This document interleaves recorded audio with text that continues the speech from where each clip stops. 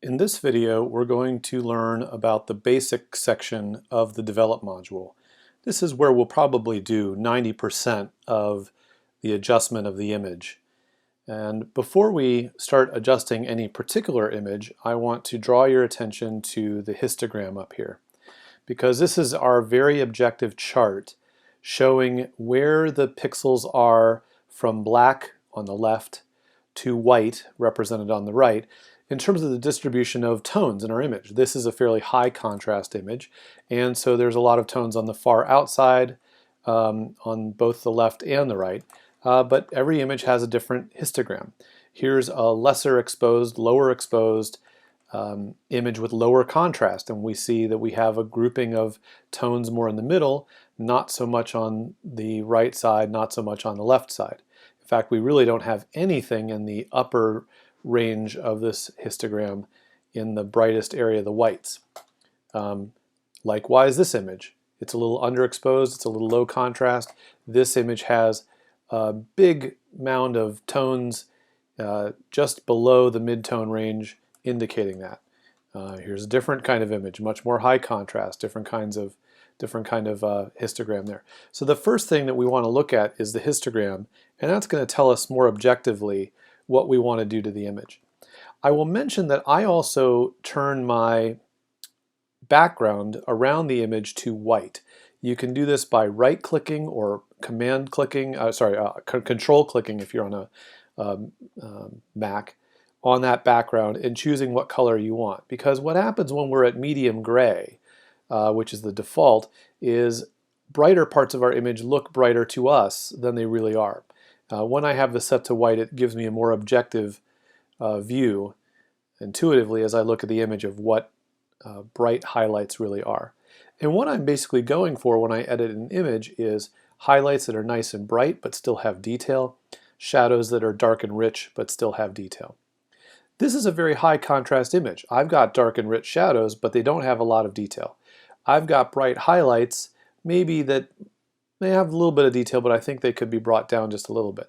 So when we look at the basic section here in our scale, we're thinking about those kinds of things. When I look now first at this basic range, the first thing I come to is the white balance section. If you have shot this image as a raw, if you've shot your image as raw, when you pop open this little thing that says as shot, you will see all of these presets that you can set your white balance to in your camera, which would include daylight, cloudy, shade, tungsten, fluorescent, flash, and a custom setting. Let's imagine for a moment that I had shot this image on the wrong white balance, that I had shot this on tungsten, and the image looks overly blue. If I know, and I do in this case, well, I think I shot that more in a daylight situation, I could go and switch this from as shot or auto, whatever it would be on, to daylight, and that would do a pretty good initial correction to my image.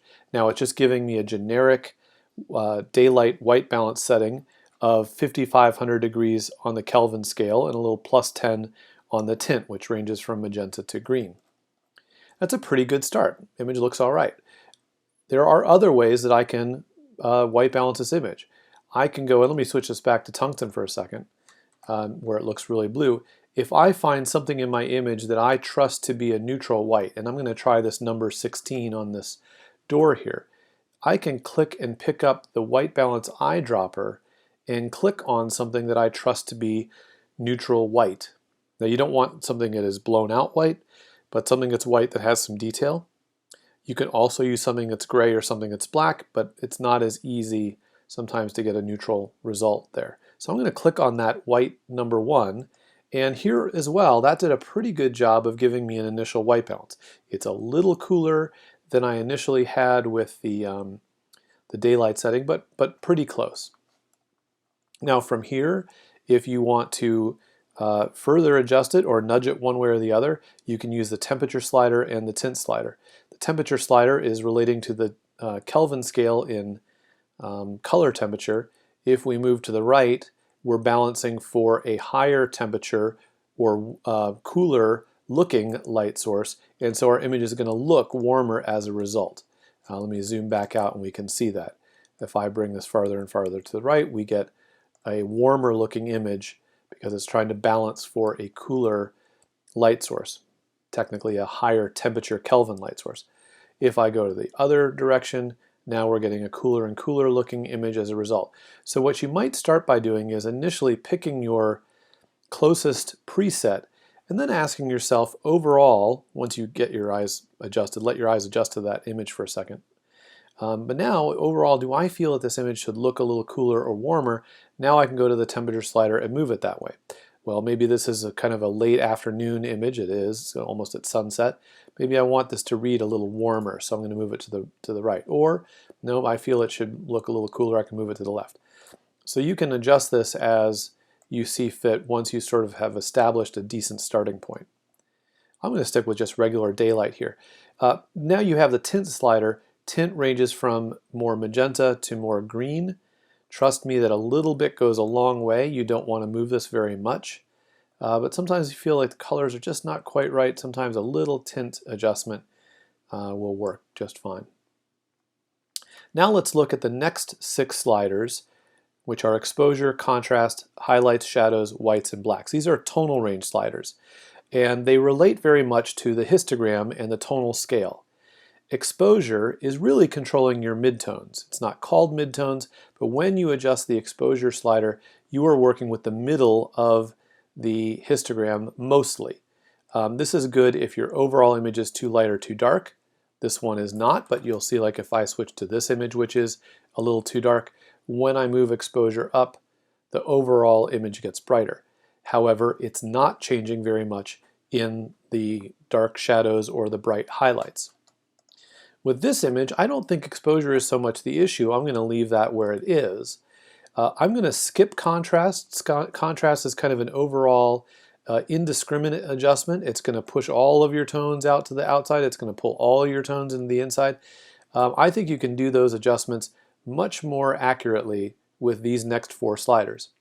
Well, if exposure relates to the midtones, highlights is the highlights. This is the brighter midtones, not quite the brighter parts of your images, but not quite approaching white. Shadows then below that is the darker midtones, or the darker parts of your image that are not yet quite approaching black. Whites are the very brightest parts of your image at or approaching white, and blacks are the very darkest parts of your image at or approaching black. Now, your adjustments with these 4 sliders really depends on the contrast range of your image. This is a high contrast image. In a high contrast image, I'm typically going to be bringing the highlights down so that they're not quite so bright, and very importantly in this picture, the shadows up. Now, literally the shadows in this picture, the shadows that I have of the trees behind the camera, these shadows are dark and rich, but they don't really have much information. They don't have much detail. So I'm going to move the shadows slider up and reveal some of that detail so that those shadows look a lot closer to what they looked like when I was standing there. They did not look black to my eyes. They were darker, but I could still see green. I could still see detail in them. Now, on a low contrast image, I might go the other way. Here is a low contrast image where I might bring the shadows down and highlights up to create a little bit more contrast in that image. This is an image where I also might bring blacks down, blacks being the darkest parts of the image. I might bring whites up. There are lots of times, though, that when you want to maybe bring shadows and blacks in different directions. Now, in this case, I don't need to make the blacks any richer, but if I bring them up, just like I brought up shadow tones, everything gets kind of washed out looking. I don't have any richness. I've lost the richness in those tones.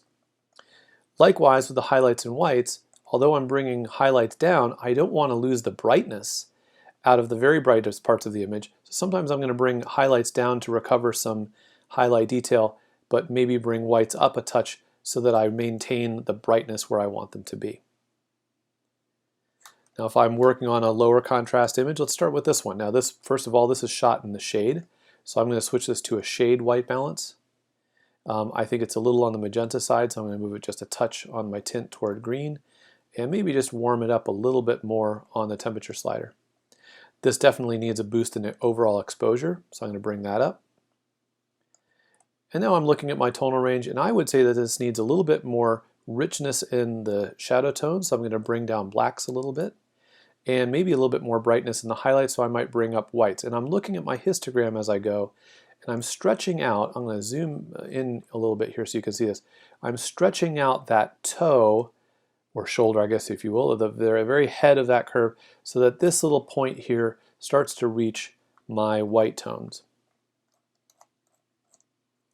or reach that white point. And now looking at highlights, I might bring highlights up a little bit, I might bring shadows down a little bit, and I've got a lot more pop to that picture than I did before. If you want to see how far you've come, there's a few different ways that you can do this. You can always go down to the Reset button at the bottom of your right-hand panel and hit Reset. It's going to take everything back to the beginning, and then you can go to your history over here and click back to the very last step you did.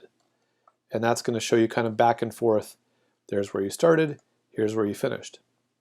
You can also go to, at the bottom of the center panel, there's a few different view options. One of them says YY, and this is a before and after view. So if I click this, I can see before and after of my image. There's before the edits, here's after the edits. Maybe I want to compare my current version to just a few steps ago. For this, you can go over to your history. Let's say I want to see just before, I don't know, just before I did that last shadows adjustment. So I can take the highlight stage and drag that in here and replace it. And now I'm simply looking at just the last step, before and after just the last step. Any state that you want to compare to, you can drag it into the before section. So now I'm seeing my current version versus back before I adjusted exposure. Then we can go back to the regular view.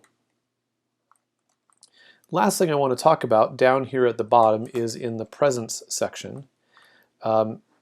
Here I have my presence sliders zeroed out. We have texture, clarity, dehaze, vibrance, and saturation. Let's talk about these first three. And they're all sort of local contrast adjustments. The first one that we had in Lightroom, which I still use a lot, is clarity. And for this I'm going to zoom in on a little bit of details here. If I take clarity and turn it way down, you're going to see that the image starts to look very soft.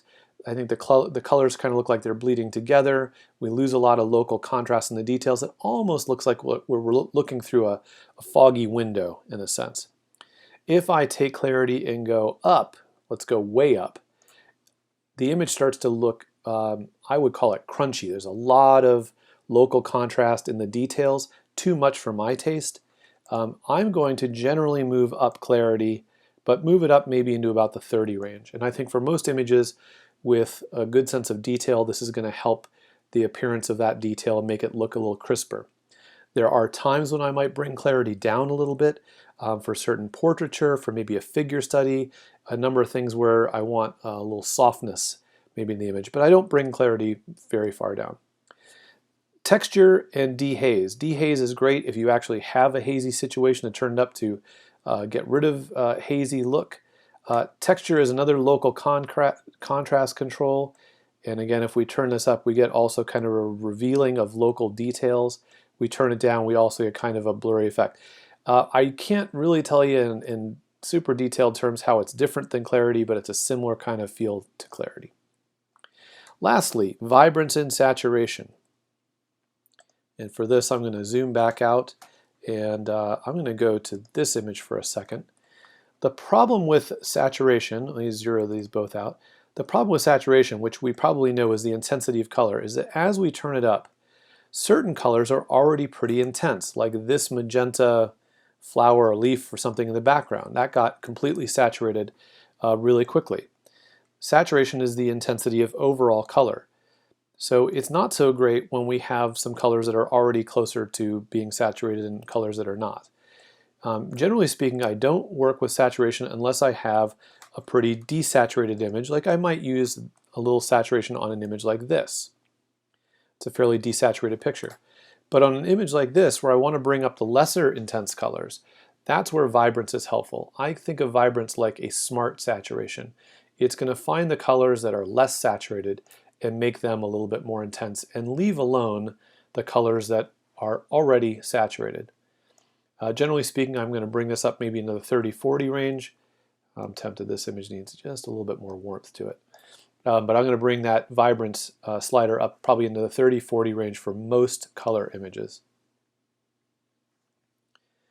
And that is your basic panel in Lightroom.